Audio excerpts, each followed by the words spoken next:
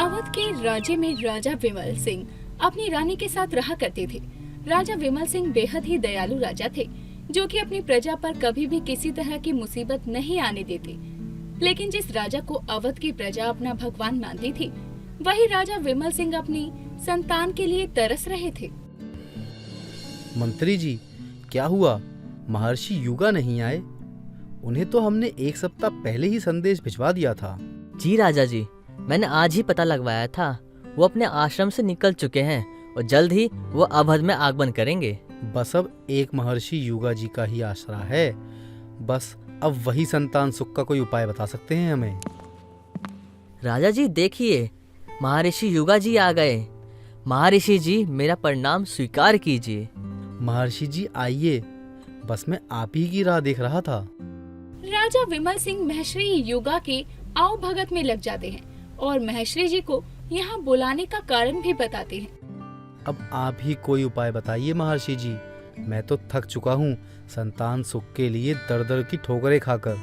मैं अभी तुम्हारी कुंडली के दोष का निवारण खोजता हूँ। राजा जी, आपको संतान का सुख लिखा तो है, लेकिन इसके लिए आपको ब्रह्मा जी की पूजा करवानी होगी, जिसके साथ आपको दान पुण्य भी करना होगा। ये प्रक्रिया तब तक चलेगी जब तक आपको संतान का सुख प्राप्त न हो जाए। महर्षि जी, मैं सब करने को तैयार हूँ, जो भी आप कहेंगे। बस आप तरीका बता दीजिए, ये कब और कहाँ किया जाना है। अब महर्षि राजा विमल को जो कुछ उपाय बताते हैं, राजा विमल सिंह भी वैसा ही करते हैं। महर्षि के कहे अनुसार पास के मंदिर में ब्रह्मा पूजा और साथ ही दान पुण्य भी किया जाता है। राजा जी को पूरा भरोसा था कि इस बार तो उन्हें संतान का सुख मिल ही जाएगा। और ऐसे ही कुछ समय बीतता है और अवध के राजा विमल सिंह के घर एक प्यारी सी नन्ही कन्या का जन्म होता है। और जन्म के अगले ही दिन नामकरण के लिए महर्षि युगा जी को फिर से याद किया जाता है। राजा जी, कन्या तो शुभ दिन अवध में आई है, लेकिन ये अपने साथ कई दोष लेकर आई है। आज से नहीं, बल्कि अभी से आप इन्हें खुद से दूर कीजिए। महर्षि जी, ये क्या कह रहे हैं आप? पहले ही मैंने संतान को लेकर इतने दुख झेले हैं और अब आप अपनी ही राजकुमारी से अलग रहने को कह रहे हैं मुझे? अगर आपने इन्हें खुद से दूर नहीं किया तो इनके ऊपर जो दोष है वो इन पे हावी हो जाएगा, वो भी अकाल मृत्यु के रूप में। महर्षि जी, मैं अपनी बच्ची को खोना नहीं चाहता हूँ, लेकिन मैं इसे अपने आप से दूर कैसे रख पाऊंगा? राजा जी, अगर आप बुरा ना माने तो क्या मैं इन्हें सिर्फ दोष हटाने तक अपने पास रख सकती हूँ, अपनी बच्चे की तरह? इस पर कुछ दिनों का नहीं, महीनों का नहीं, बल्कि पूरे 20 साल का दोष है। अर्थात इस कन्या के माता पिता को अपनी बेटी 20 साल बाद जाके वापस मिलेगी।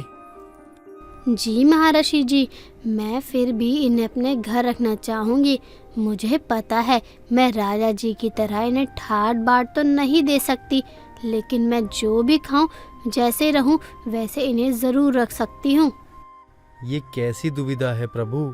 जिस संतान के लिए मैं तरसता रहा, वो मुझे मिलने के बाद अब मुझसे ऐसे दूर हो जाएगी। मुझे मालूम न था। ये कैसी सजा मिल रही है मुझे। राजा को अपने संतान सुख के बाद किसी और चीज की अभिलाषा ही नहीं रह गई थी। लेकिन राजा जी की इस खुशी पर तब ग्रहण लग जाता है जब राजा विमल सिंह को ये पता चलता है कि उसकी बेटी पर अकाल मृत्यु का दोष है, जिसके कारण वो अपनी बेटी को अपनी रानी की सबसे चहेती दासी को सौंप देते हैं। ऐसे ही समय बीत रहा था। राजा जी को हर रोज अपनी लाडली राजकुमारी की याद आती थी। इधर राजकुमारी समय के साथ बड़ी तो हो रही थी, लेकिन वो राजमहल, राजा रानी और राजकुमारी सबसे अनजान थी। सुगना, बर्तन साफ नहीं होते तुझसे तो तू क्यों बर्तन साफ करती है? मैं तो कर लेती हूँ आकर काम। माँ, मुझे घर का काम करना बहुत पसंद है, लेकिन आप है कि मुझे कुछ करने ही नहीं देती। सुगना, अच्छा है ना, मैं ये सब काम करने नहीं देती हूँ तुझे। ये सब काम इन दोनों कामचोरों को करने को कहती हूँ। ये दोनों सुनती ही नहीं। माँ, मैं भी तो इनकी तरह गरीब ही हूँ ना, और ना कोई राजकुमारी हूँ। अगर मैं काम नहीं करूँगी तो सीखूंगी कब और कैसे? उन सब के लिए अभी समय है। चल तू ये सब छोड़ और खाना खा ले। कभी कभी तो माँ का भी समझ नहीं आता वो चाहती क्या है। मुझे काम नहीं करने देती और दीदी से इतना काम करवाती है। मैं आपसे ये सब नहीं करवाना चाहती थी राजकुमारी। आप राजा जी की अमानत हो और बहुत कीमती भी हो, लेकिन मैं मजबूर हूँ। राजा जी के आदेश का पालन कर रही हूँ। राजा जी ने कहा था कि कभी भी आपको ये एहसास नहीं होने दूँ कि आप एक राजकुमारी हैं।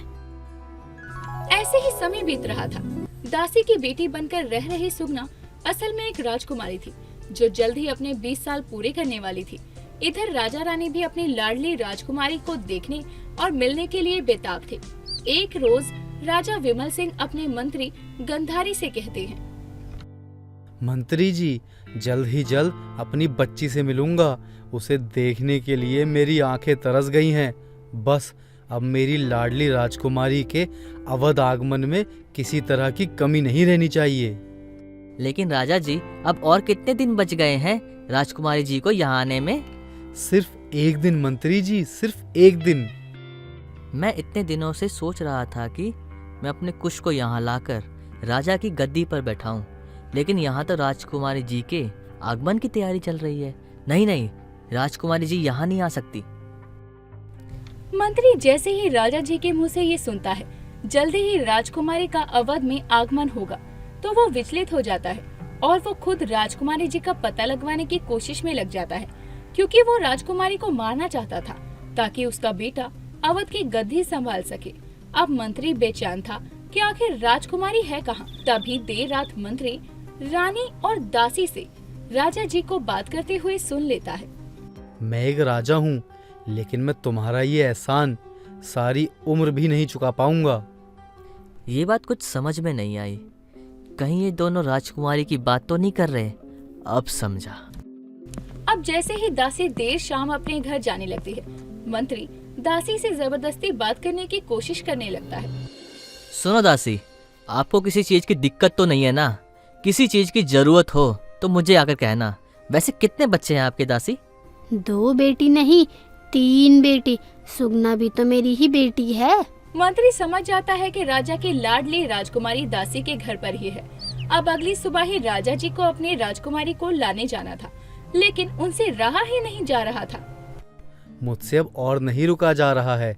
अपनी लाडली को देखने के लिए मेरी तो आंखें ही तरस गई हैं।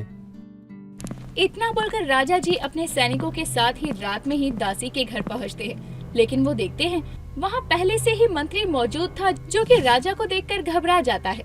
मंत्री जी, आप इतनी रात गई यहाँ, और आपको यहाँ का पता किसने दिया? कहीं आप मेरी बच्ची को... सैनिकों, पकड़ लो इन्हें। ये जरूर मेरी बच्ची को हानि पहुँचाने आए थे। राजा जी, आप इस समय यहाँ? सब ठीक तो है ना? मैं शोर सुनकर उठकर बाहर आई तो आपको देखा। जी सब ठीक है।